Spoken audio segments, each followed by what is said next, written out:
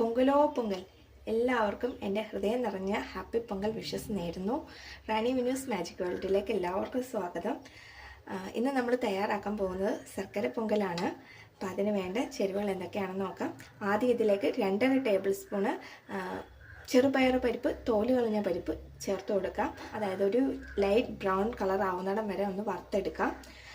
നെയ്യൊന്നും ഒഴിച്ചു കൊടുക്കണ്ട, അങ്ങനെ തന്നെ ഇട്ട് കൊടുത്താൽ മതി.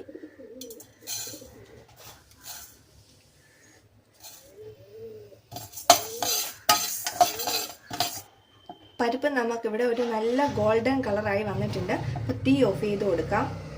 അടുത്തായിട്ട് 1 കപ്പ് പച്ചരി എടുത്തിട്ടുണ്ട്. അതിൻ്റെ കല്ലും കട്ടയും ഒക്കെ നോക്കിയെടുത്ത് വെക്കുക. ഇതിലേക്ക് നമ്മൾ വറുത്ത് വെച്ചത് ഇട്ട് കൊടുക്കുക. സ്വീറ്റ് പൊങ്കൽ തയ്യാറാക്കുന്ന സമയത്ത് ഇത് നന്നായിട്ട് കുഴഞ്ഞ് വെന്ത് വരണം. അപ്പം അതിന് വേണ്ടിയിട്ട് ഒരു 15 മിനിറ്റ് നേരത്തേക്ക് നമുക്ക് വെള്ളം ഒഴിച്ചിട്ടൊന്ന് കുതിർക്കാൻ വേണ്ടി വെക്കാം. അതിനുശേഷം നമുക്കിത് നന്നായിട്ട് കഴുകിയെടുക്കാം. നമ്മൾ നന്നായിട്ട് കഴുകിയെടുത്ത പരിപ്പും അരിയും കൂടി കുക്കറിലേക്ക് ഇട്ട് കൊടുക്കാം.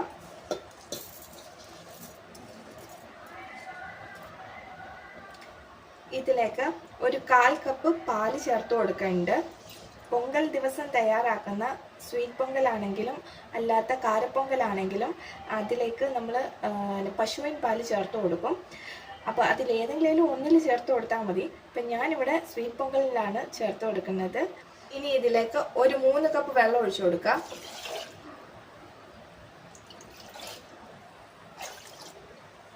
കുക്കർ അടച്ച് വിസിലിട്ട് കൊടുക്കാം. ഇനി ഇത് അടുപ്പിലേക്ക് വെച്ച് ഒരു 3 വിസിൽ വെച്ച് കൊടുക്കുക. അതിനുശേഷം തീ ഓഫ് ചെയ്ത് എല്ലാ വിസിലും പോയതിനു ശേഷം മാത്രമേ നമ്മളിത് ഓപ്പൺ ചെയ്ത് നോക്കാവുള്ളൂ.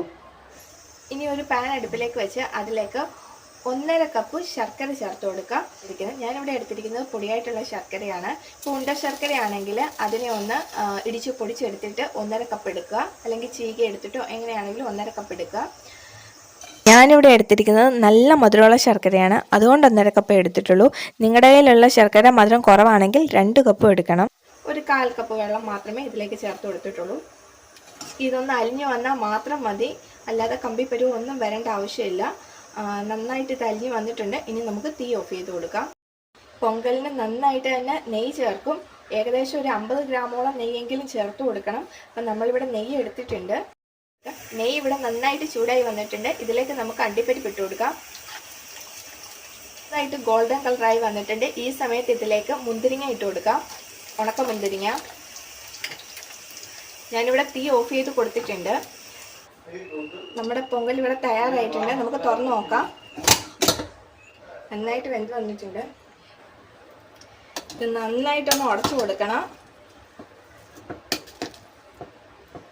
ഇതിലേക്ക് നമുക്ക് എടുത്തു വെച്ചിരിക്കുന്ന ശർക്കരപ്പാനി ചേർത്ത് കൊടുക്കാം. തീ നമുക്ക് ഓൺ ചെയ്ത് കൊടുക്കാം.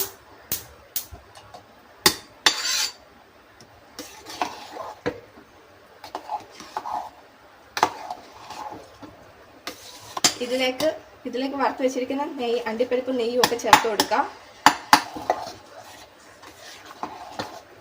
തീ നമ്മൾ ഓഫ് ചെയ്ത് കൊടുക്കാം. ഒരു 5-6 ഏലക്ക ചതച്ചതും കൂടി ചേർത്ത് കൊടുക്കാം. ഒരു നുള്ളു പച്ചക്കർപ്പൂരം കൂടി ചേർത്ത് കൊടുക്കാറുണ്ട്, അതിൻ്റെ രുചി ഇഷ്ടമുള്ളവർക്ക്. അപ്പോഴാണ് അമ്പലങ്ങളിൽ നിന്ന് കിട്ടുന്ന ഒരു ടേസ്റ്റ് കിട്ടുക. എൻ്റെ കയ്യിൽ ഇപ്പോൾ അതില്ല. അങ്ങനെ നമ്മുടെ പൊങ്കൽ ഇവിടെ തയ്യാറായിട്ടുണ്ട്.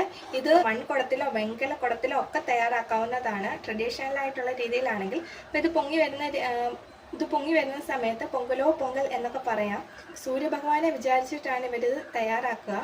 ഇവർ പറയുന്നത് സ്വാമി കുമ്പിടുക എന്നാണ്. അപ്പം വെളിയിൽ വെച്ചിട്ടാണ് ഇവർ സ്വാമി കുമ്പിടുന്നത്. സൂര്യഭഗവാനെ വിചാരിച്ച് അങ്ങനെയാണ് സ്വാമി കുമ്പിടാറ്, കരിമ്പൊക്കെ വെച്ചിട്ടാണ്. അപ്പോൾ ഇപ്പം എന്നെ പോലെ ഉള്ളവർക്കൊക്കെ ആണെങ്കിൽ ഇങ്ങനെ കുക്കറിലും തയ്യാറാക്കാം. എല്ലാവർക്കും ഒരു വട്ടം കൂടി ഹാപ്പി പൊങ്കൽ. എല്ലാവരും ഇത് തയ്യാറാക്കി നോക്കൂ. എന്നിട്ട് അഭിപ്രായങ്ങളൊക്കെ കമൻറ്റ് വഴി അറിയിക്കൂ. ഈ വീഡിയോ നിങ്ങൾക്ക് ഇഷ്ടപ്പെട്ടിട്ടുണ്ടെങ്കിൽ ലൈക്ക് ചെയ്യൂ, ഷെയർ ചെയ്യൂ. പുതിയതായിട്ടാണ് ആരെങ്കിലും ഈ ചാനൽ കാണുന്നതെങ്കിൽ അവർ കൂടെ തന്നെ സബ്സ്ക്രൈബ് ചെയ്യൂ. Thanks for watching this video. Thank you.